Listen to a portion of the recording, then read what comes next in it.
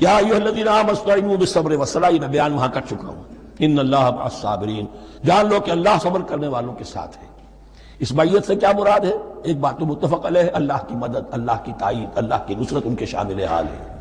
باقی یہ کہ اللہ تعالیٰ جہاں کہیں بھی ہم ہیں ہمارے ساتھ ہے، کس طرح ہے یہ ہم نہیں جانتے، لیکن یہ فرمایا اس نے کہ میں تو تمہاری دگے جان سے بھی زیادہ قریب ہوں۔ وَلَا تَقُولُوا لِمَن يُقْتَلُ فِي سَبِيلِ اللَّهِ أَمْوَاتٌ، اب پہلے ہی قدم پر قتل کی بات آ گئی۔ شرط اول قدم ہی نست کہ مجنون باشی، پہلا قدم یہ ہے جانے دینے کے لیے تیار ہو جاؤ۔ وَلَا تَقُولُوا لِمَن يُقْتَلُ فِي سَبِيلِ اللَّهِ أَمْوَاتٌ، مت کہو ان کو کہ جو اللہ کی راہ میں قتل ہو جائیں مردہ، وہ مردہ نہیں ہے، بل احیاء، وہ زندہ ہے، وَلَٰكِن لَا تَشْعُرُونَ، لیکن تمہیں اس کا شعور نہیں ہے۔ شہداء جو اللہ کی راہ میں قتل ہو جائیں ان کے لیے یوم آخر تک کا انتظار نہیں ہے، ان کو براہ راست جنت میں داخلہ ملتا ہے۔ قیل ادخل الجنہ قال یا لیت قومی یعلمون بما غفر لی ربی وجعلنی من المکرمین، وہاں تاخیر نہیں ہے، لہذا وہ تو زندہ ہے۔ یہی مضمون پھر آئے گا سورہ آل عمران میں اور زیادہ نکھر کر، وَلَنَبْلُوَنَّكُمْ بِشَيْءٍ مِّنَ الْخَوْفِ وَالْجُوعِ۔ اب یہ ہے کہ پہلے سے دکھا دیا، اللہ تعالیٰ دھوکہ نہیں دینا چاہتا۔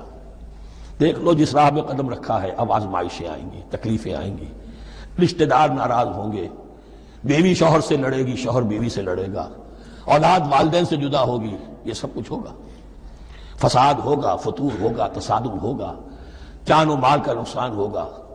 وَلَنَبْلُوَنَّكُمْ، ہم لازماً آزمائیں گے تمہیں، بِشَيْءٍ مِّنَ الْخَوْفِ، خوف کی کیفیت سے، والجوع، بھوک، فاقے، کیسے کیسے فاقے آئے ہیں، کیا ہوا ہے غزوہ احزاب میں، کیا ہوا ہے جو اس سے بعد جو جیش العسرہ ہے، تبوک کی جنگ ہے، وَنَقْصٍ مِّنَ الْأَمْوَالِ وَالْأَنفُسِ وَالثَّمَرَاتِ، اور نقصانات ہوں گے مالی بھی جانی بھی، اور ثمرات۔ اب ثمرات یہاں دو معنی دے رہا ہے، چونکہ مدینے والوں کی جو تھی اصل جو ان کی معیشت تھی وہ زرعی تھی، پھل، خاص طور پر کھجور، یہ ان کی پیداوار تھی، جسے آج کل آپ کہتے ہیں کیش کراپ جو ہے ان کی، وہ یہ تھی۔ اب ایسا بھی ہوگا کہ فصل تیار کھڑی ہے، اگر اسے اتارا نہ کھجور سے تو ضائع ہو جائے گی، اور ادھر سے تبوک کا حکم آ گیا نکلو اللہ کی راہ، یہ ساری فصل ضائع ہو جائے گی۔ امتحان ہو گیا کہ نہیں؟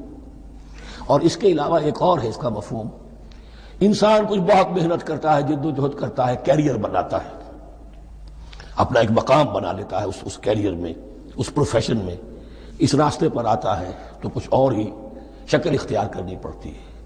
وہ تجارت کے زمانے میں جو محنت کی تھی، وہ کیریئر کو جمانے میں جو محنت کی تھی، وہ سارا کا سارا معاملہ جو ہے وہ کھو کر پھر اس وادی میں آنا پڑتا ہے۔